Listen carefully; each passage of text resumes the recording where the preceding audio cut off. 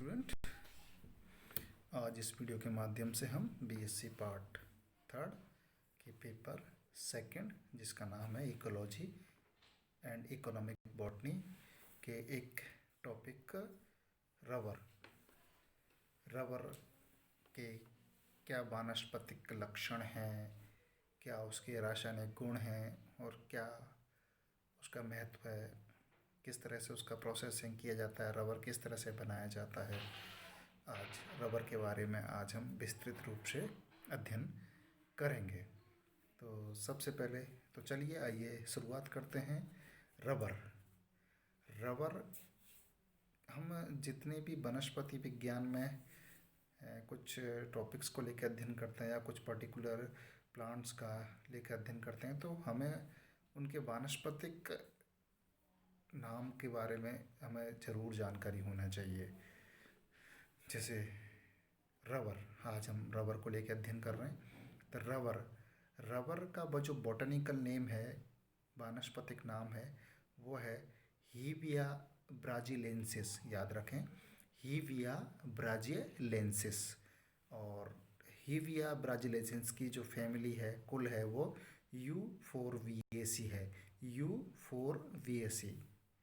तो अब इसके बाद नेक्स्ट जो टॉपिक है रबर के बारे में, रबर की उत्पत्ति एवं वितरण कैसे है।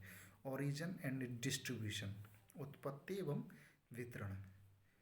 लगभग विश्व उत्पादन की लगभग 97% रबर इसी पौधे से प्राप्त होती है। यानी जो टायर हैं हमारे, जिसके लिए रबर ज़रूरी होता है, बिना रबर के टायर्स बनते नहीं हैं। तो 97 रबर इसी से प्लांट से प्राप्त होता है।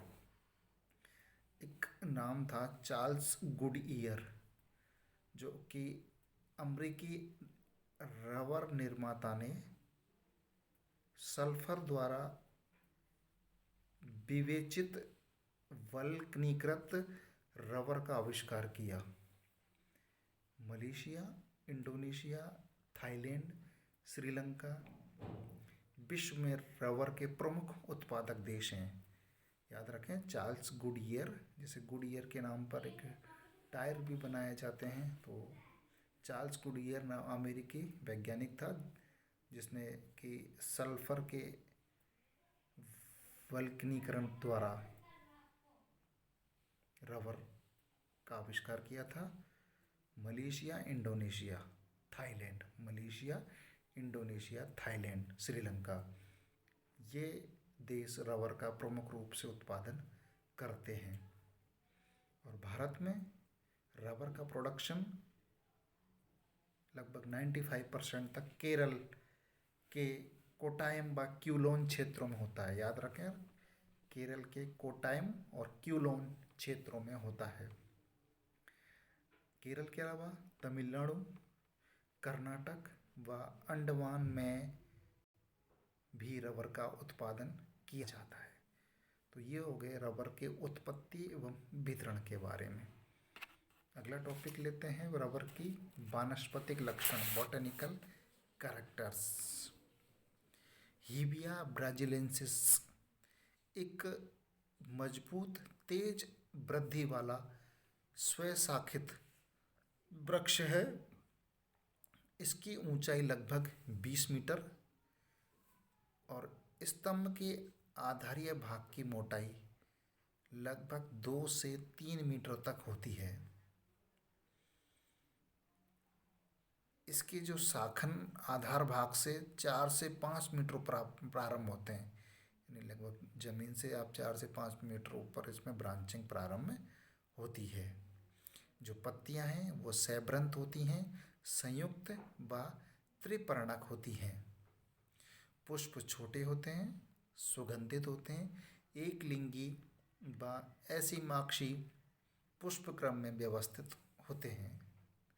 फल त्रिकोष्ठीय कैप्सूल होता है। याद रखें, फल त्रिकोष्ठीय कैप्सूल होता है और प्रत्येक कोष्ठक में एक बीज पाया जाता है। परिपक्व फलों का विस्फोटी विधि यानी एक्सप्लोसिव मैकेनिज्म के द्वारा संपन्न होता है। तो ये हुए वनस्पतिक लक्षण रबर के। कल्चर मेथड रबर का कैसे कल्चर किया जाता है, तो वो संवर्धन विधि। हीबिया ब्राजीलेंसिस उष्णकटिबंधीय क्षेत्र का एक प्लांट है। इसके लिए लगभग 175 से 250 सेंटीमीटर की औसत वर्षा वाली जगह और लगभग 24 डिग्री से 35 डिग्री सेंटीग्रेड तापमान वाली जलवायु की आवश्यकता होती है। दोमट मिट्टी इसके लिए सबसे अधिक उपयुक्त मानी जाती है और बीजों की जो जीवन क्षमता है वो बहुत अल्पकालिक होती है, अतः पके हुए बीजों को शीघ्र बो जाना अत्यंत आवश्यक होता है। रबर कल्चर के लिए लगभग 6 से 7 साल वर्षों में लगभग पौधे तैयार किए जाते हैं। इनिशियल स्टेज में पैदावार कम होती है, लेकिन 10 से 12 साल से पूर्ण पैदावार प्राप्त होना प्रारंभ हो जाती है और आर्थिक दृष्टि से पौधों की जीवन क्षमता लगभग 25 से 30 वर्ष तक होती है। प्रोसेसिंग मेथड, किस तरह से रबर का प्रोसेसिंग किया जाता है, उनमें सबसे पहले है निष्कासन यानी टैपिंग। तो हीबिया में लेटेक्स वाहिकाएं सीधे ऊर्ध्वाधर क्रम में विन्यासित ना होकर सर्पिल क्रम में विन्यासित होती हैं, अतः जो चीरा लगाया जाता है वो अनुप्रस्थ अथवा अनुदैर्ध्य न लगाकर 30 डिग्री कोण पर तिरछा लगाया जाता है। याद रखें, 30 डिग्री कोण पर तिरछा लगाया जाता है। सामान्यतः एक समय में स्तंभ के एक ओर ही नियमित अंतराल पर चीरे लगाए जाते हैं। लेटेक्स एकत्रित करने के लिए चीरे के ठीक नीचे पर मिट्टी के पात्र लगाए जाते हैं और इसी में रबर एकत्रित कर लेने के पश्चात चीरे की सतह पर चिपकी हुई स्कंदित रबर को अलग से कलेक्ट किया जाता है। यद्यपि रबर निष्कासन का कार्य संपूर्ण वर्ष भर चलता रहता है, परंतु रबर निष्कासन के पश्चात प्रत्येक वृक्ष को कुछ समय का विश्राम दिया जाता है। तो प्रोसेसिंग मेथड में फर्स्ट हुआ टैपिंग और नंबर 2 है प्रोसेसिंग। जो टैपिंग के पश्चात यानी कि निष्कासित रबर सफ़ेद हल्के पीले रंग का कोलाइडल इमल्सन होता है। इनमें पानी की मात्रा लगभग 30 से 35% तक होती है। रबर का प्रोसेसिंग कई चरणों में पूर्ण होता है, जिनमें से सबसे पहला चरण है निष्कासित रबर को एल्यूमिनियम की छलनी से छानकर साफ किया जाता है। नंबर 2, लेटेक्स में उपस्थित पानी की मात्रा आर्द्रता मापी द्वारा मापकर इसको मापीकृत कर लिया जाता है। नंबर 3, इसे पात्र में डालकर स्कंदित किया जाता है और इसके लिए लेटेक्स में फॉर्मिक व एसिटिक अम्ल को स्कंदाकारक के रूप में मिलाया जाता है। याद रखें, फॉर्मिक व एसिटिक अम्ल को स्कंदकारक के रूप में काम में लिया जाता है। नंबर 4, स्कंदित रबर को पानी से साफ करते हैं और फिर इसे रोलरों से दबाकर निचोड़ लिया जाता है। इस प्रकार प्राप्त रबर को मशीन चालित रोलरों में डालकर इसको शीट का रूप दे दिया जाता है। नंबर 3 जो स्टेप है वह है वल्केनाइजेशन, वल्कनीकरण।